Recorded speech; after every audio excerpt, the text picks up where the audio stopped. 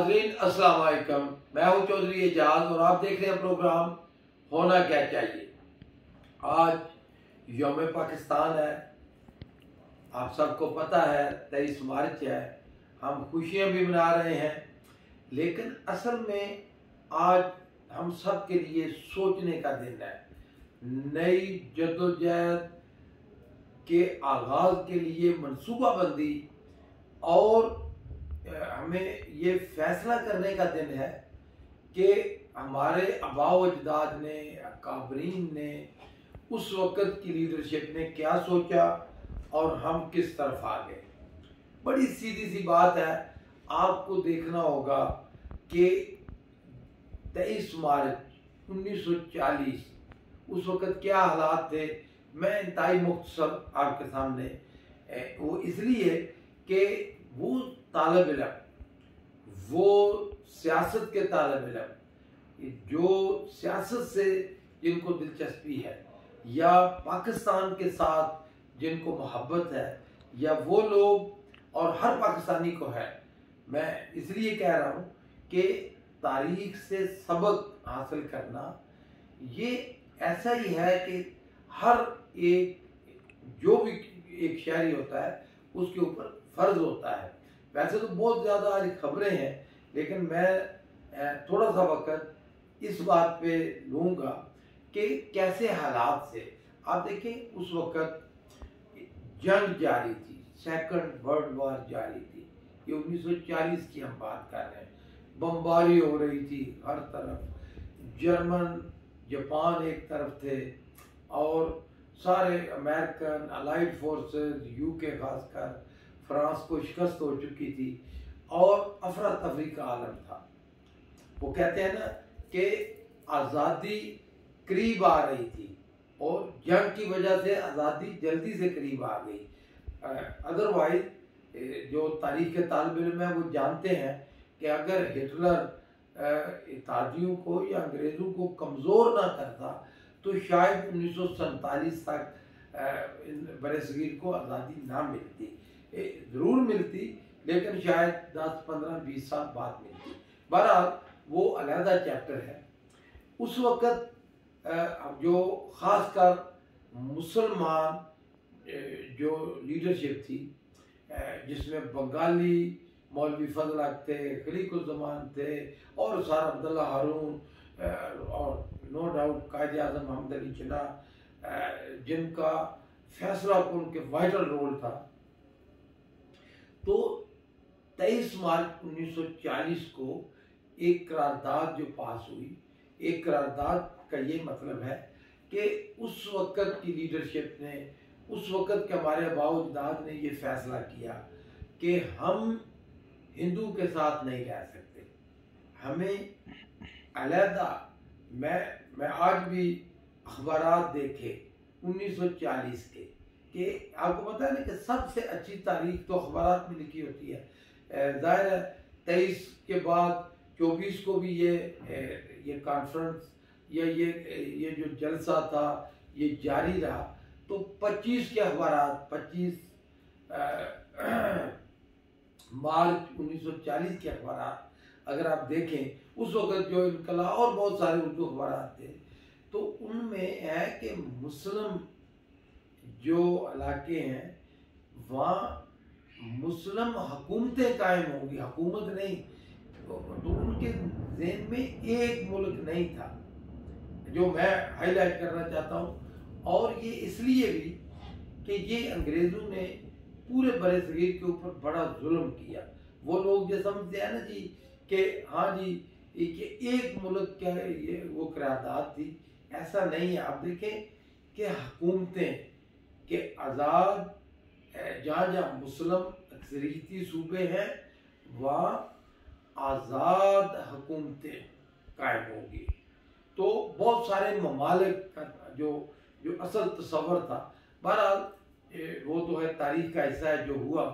मैं हाईलाइट ये बात इसलिए करना चाहता हूँ कि अंग्रेज़ों ने बहुत बड़ी जो नाइंसाफ़ी की बड़े जो मुसलमानों के साथ खासकर, आप देखें ना ज़्यादा रियासतें मुसलमानों की थी। अब हैदराबाद दक्कन की मिसाल ले लें, वो एक मुस्लिम रियासत थी। तो बहरहाल अगर जो फार्मूला आपको पता है ना, बिल्कुल मिडिल ईस्ट में, एशिया में ही आप देखें कि मिडिल ईस्ट में कितने छोटे छोटे, बहरीन, कतर, यूएई भी बाद में आके, यूएई आपको पता है ना कि 7 ममालिक मिल के एक यूएई बना, जो छोटी छोटी रियासतें थी। तो छोटी कुवैत आप देख लें, छोटे छोटे जो है ना दर्जनों के हिसाब से अंग्रेज़ों ने, क्योंकि अंग्रेज़ों ने ये ममालिक कायम किए, रियासतें कायम की, लेकिन वो के उनकी अपनी जद्दोजहद अपनी जगह, वो इसलिए कि इस सारे एरिए पे मुसलमानों की हुकूमत थी, मुसलमानों से अंग्रेज़ों ने छीनी थी। ये सारा एरिया जो था, ये चूँकि तुर्कों की हुकूमत थी, जिसको हम सल्तनत उस्मानिया कहते हैं, अंग्रेज ओटोमन एम्पायर कहते हैं।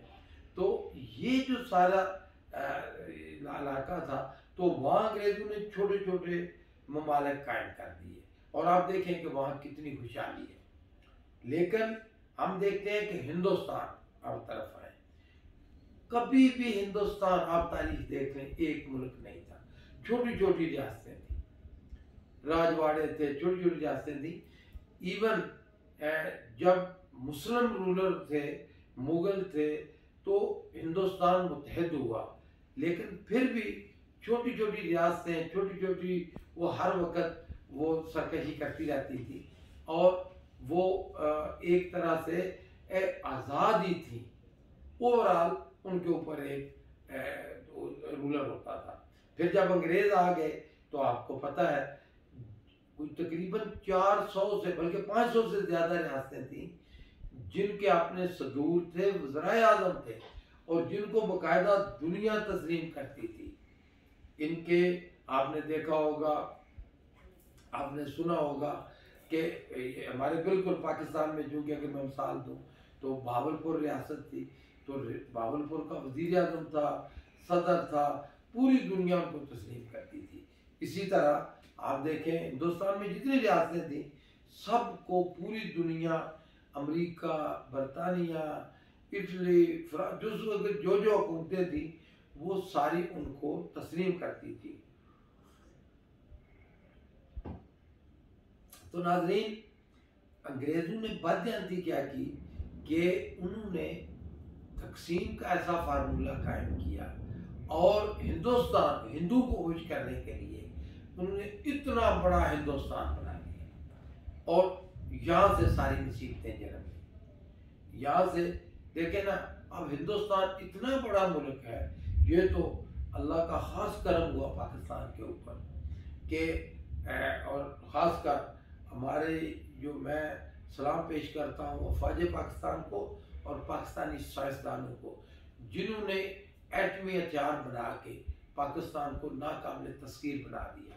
नहीं तो आप देखिए कतर तक कितनी जंगें हुई, हिंदुस्तान जैसा गंदा हमसाया, हिंदुस्तान जैसा, और जिनका नज़रिया ही है कि ये है कि अपने हमसायों को खा जाओ, अपने हमसायों के, बाकायदा उनकी आइडियालॉजी है हिंदुओं की। नाज़रीन, बात लंबी हो गई है, मैं हाईलाइट ये करना चाहता था कि ये बड़ी सख्त नाइंसाफ़ी हुई बरसगीर के मुसलमानों पे और पूरे बरसगीर के ऊपर, कि उन्होंने कितना बड़ा मुल्क कायम कर दिया अंग्रेज़ों ने, कि बल्कि आबादी के लिहाज से दूसरा दुनिया का बड़ा मुल्क है।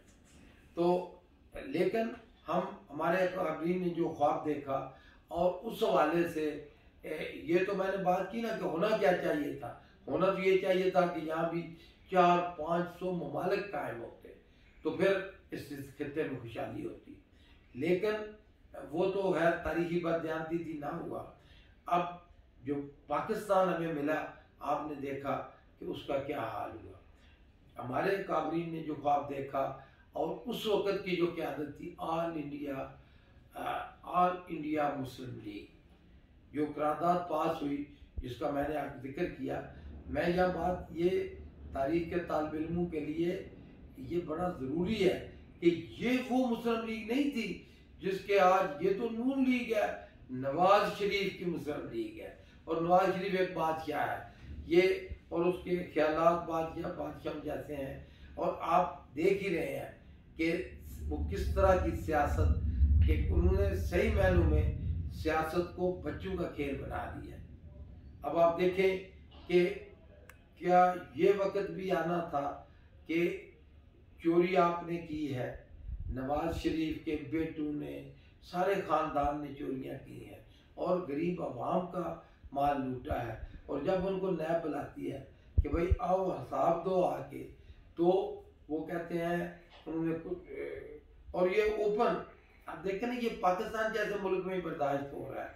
वैसे सदके जाइए हमारी आवाम पे भी कि ओपन मौलाना फजल रहमान कह रहा है कि नवाज शरीफ कह रहा है कि खर्चा मैं दूंगा जी जलसों का। अब सारा, क्योंकि दूसरे लोग तो नहीं है, तो सारा नवाज शरीफ यही जो माल लूटा था उसने, अब वो माल जो पाकिस्तान को नुकसान पहुंचाने के लिए वो माल खर्च कर रहा है।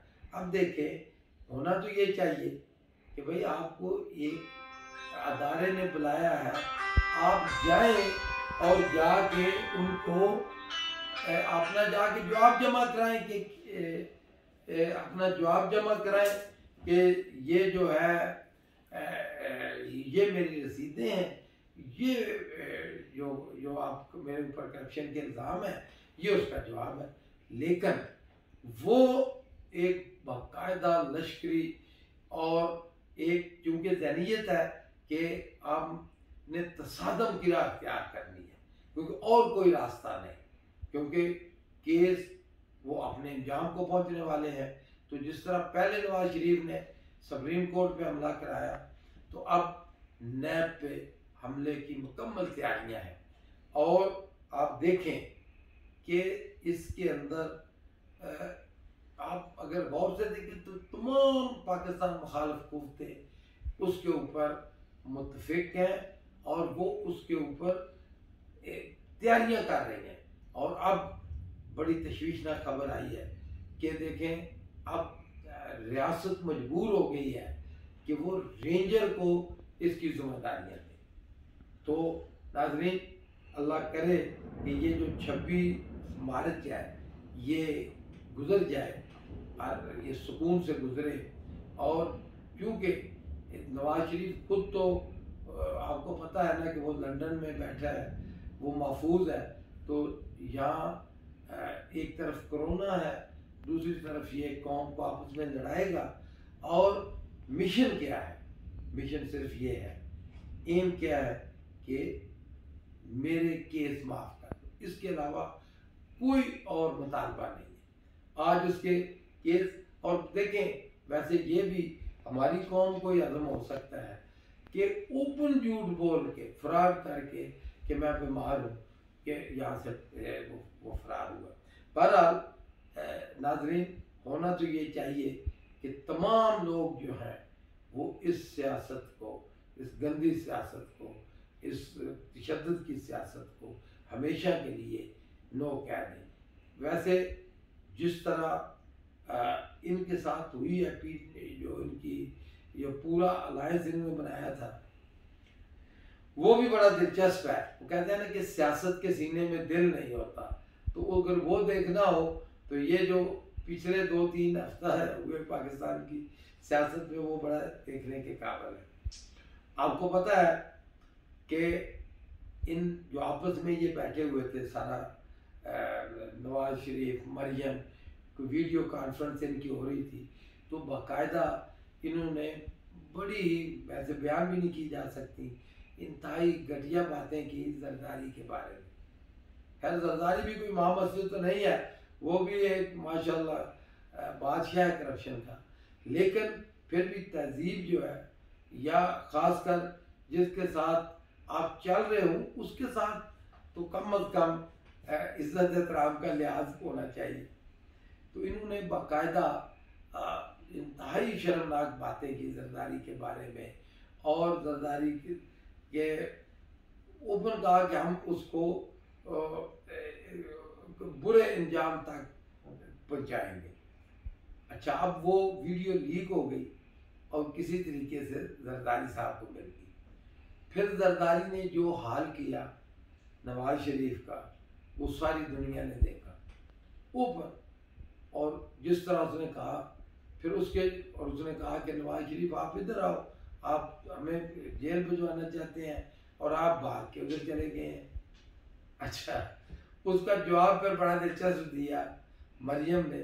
लेकिन अब बच्चों जैसी बातें, एक तो होता है ना कि कोई कौमी बात, कोई संजीदा बात, और वैसे तमाशा जो बनाया है वो तो इन जिनको काबरीन कहते हैं कि ये जो पीडीएम वाले हैं, इनकी अक्ल पे मातम करने को जी चाहता है कि बच्चों की वो जंग हो रही है और इतने बड़े बड़े ये माशाल्लाह पगड़ियाँ बांध के और इतनी उम्र इनकी हो गई है, ये बैठे हुए हैं। और मौलाना साहब आप देखें इन्होंने क्या किया। उसने कहा कि भाई अगर किसी ने नवाज शरीफ के बारे में बात की तो मैं ज़ुबान खींच लूँगी, और बाकायदा फिर गालियाँ और ये वो कल्चर जिस तरह का उन्होंने ट्रेनिंग दी है। आपने ये मरियम नवाज ने जो शुरू किया है। और फिर नाज़रीन बिलावल ने तो फिर इंतहा कर दी। बिलावल ने कहा कि हमारा तो खून ही ऐसा नहीं है, कि हमारे तो खून में ही ये शामिल नहीं है, ये तो लाहौर के खून में शामिल है। पर उसने इनका नाम नहीं लिया, लेकिन सारा ये कह दिया कि आप ही किसी के कंधों पे बैठ के, आप ही साजिशें करके, आप ही जो जिनको ताने देते हैं, आप ही उनकी मदद से आप पाकिस्तान के ऊपर मुसल्लत हुए। तो नाज़रीन, ये इस तरह की सियासत चल रही है कि आप यकीन करें, मैं लंबी हो गई है बात। होना क्या चाहिए, मैं कहता हूँ होना ये चाहिए कि सियासत संजीदा लोगों का काम है। सियासत बच्चों का खेल नहीं है। बच्चों को सियासत से दूर रखना चाहिए। ये सियासी बच्चे हैं, इनको इस तरह सियासत नहीं करनी चाहिए।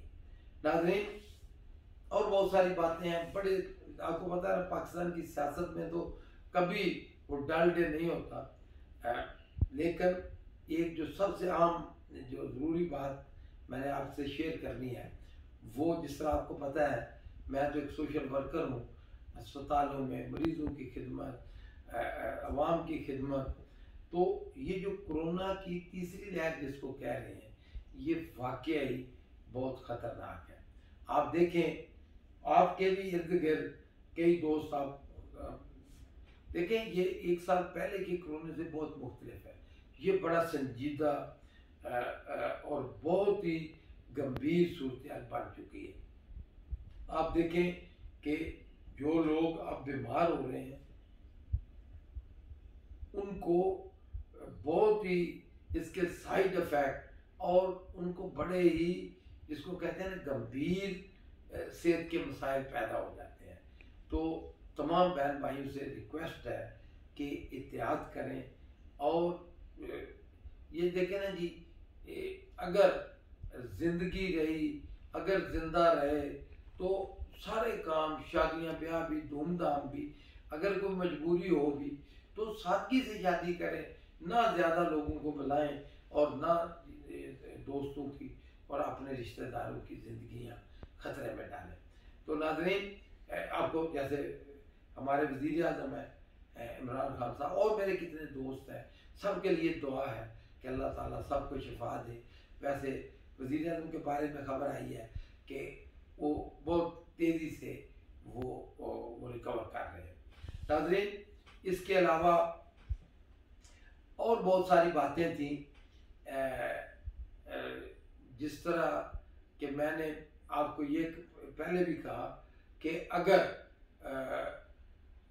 कहते हैं ना कि ये एशिया की सदी है, और आपने देखा कि ये बात सही साबित हुई कि चाइना ऑलमोस्ट सुपर पावर बन गया है। पाकिस्तान, दूसरे बहुत सारे ममालिक तेज़ी से आगे बढ़ रहे हैं। तो वो जो यूरोप की सदी थी उसका ख़ात्मा हो चुका है। लेकिन अगर हिंदुस्तान के जो जिस तरह हिंदुस्तान है, अगर इसकी जगह ये जो मुत्तहिदा हिंदुस्तान ना होता, जिस तरह मैंने पहले शुरू में इस व्लॉग में जिक्र किया था, तो फिर आप सोचें कि एशिया कितना खूबसूरत होता। नाज़रीन, आखिरी बात यह है कि मैं माजरत चाहता हूँ हमेशा, क्योंकि आपको पता है कि मैं एक सोशल वर्कर हूँ, तो मेरी पहली प्रेफरेंस जो होती है वो खिदमत होती है, ख़ासकर मरीज़ों की खिदमत। तो आपके कोई भी खिदमत हो मेरे लायक, कोई मरीज़ हो, कोई आपका ज़ाती काम हो, कोई नौकरी का मसला हो, कहीं करप्शन का मसला हो कि कोई आपकी बात नहीं सुन रहा, कहीं करप्शन हो रही है, या मैं अपने मंडी बहाउद्दीन में कोई आपका काम हो, तो आपको पता है कि सारे सेक्रेटेरिएट मंडी बहाउद्दीन, हाजी पब्लिक सेक्रेटेरिएट, सारा अमला मेरे समेत हम आपके नौकर हैं, खिदमत कर रहे हैं। इसी तरह इस्लामाबाद में कोई आपकी खिदमत हो, हम हाजिर हैं। इसी तरह चक नंबर 16 ट्राड़ीवाला में। तो तमाम दोस्तों को ये जो यौम पाकिस्तान है, आज हमने एक ऐद करना है, तो मैं अपनी बात इस ऐद से ख़त्म करता हूँ कि हम सब दुआ करें कि अल्लाह ताला पाकिस्तान को वो पाकिस्तान बनाए, हमारे आने वाली नस्लों को वो जज्बा दे जो हमारे अकाबरीन के दिलों में था। जिस तरह उन्होंने अंग्रेज़ों से आज़ादी हासिल की, हिंदुओं से आज़ादी हासिल की। सबसे बड़ा आप तसव्वुर करें कि अगर हम हिंदुस्तान के अंदर होते तो आपने देखा कि किस तरह हिंदुस्तान के मुसलमानों के कितने सख्त हालात हैं। तो हमें आज का दिन हमें ये याद दिलाता है कि महकूम कौमों के लिए, चाहे वो मुसलमान हो या नॉन मुस्लिम, हमें सबको याद करना चाहिए कि ये आज़ादी की ख्वाहिश का दिन है। तो इस दिन हम दुआ करते हैं कि अल्लाह ताला कश्मीरियों को आज़ादी दे। हम दुआ करते हैं अल्लाह ताला फ़लस्तीनियों को आज़ादी दे, और जो बर्मा में मुसलमानों को, जो म्यांमार उनका नया नाम है मुल्क का, लेकिन ज़्यादा लोग बर्मा से जानते हैं। नाज़रीन, उसके बारे में मैं फिर एक नया व्लॉग बनाऊंगा, लेकिन आप देखें कि अल्लाह ताला का कैसा निज़ाम है कि वो जो मुसलमानों को जिस तरह उन्होंने कत्लेआम किया, अब देखें वो फ़ौज और उसकी अवाम, फ़ौज और अवाम मिल के उन्होंने मुसलमानों का कत्लेआम किया था। आज वो आपस में वह खून बह रहा है। तो हम इस पर खुश नहीं हैं। खून मुसलमान का हो या गैर मुस्लिम का नहीं बहना चाहिए, लेकिन जो मुसलमानों के साथ उन्होंने ज़्यादतियाँ की, जिस तरह का कत्लेआम किया बर्मा में, आप यकीन करें कि वीडियो देख नहीं सकते आप। चलो, बहरहाल अल्लाह करे कि हर तरफ अमन हो, और अल्लाह ताला हम सबको और इस्लाम का बोलबाला करे। पाकिस्तान जिंदाबाद।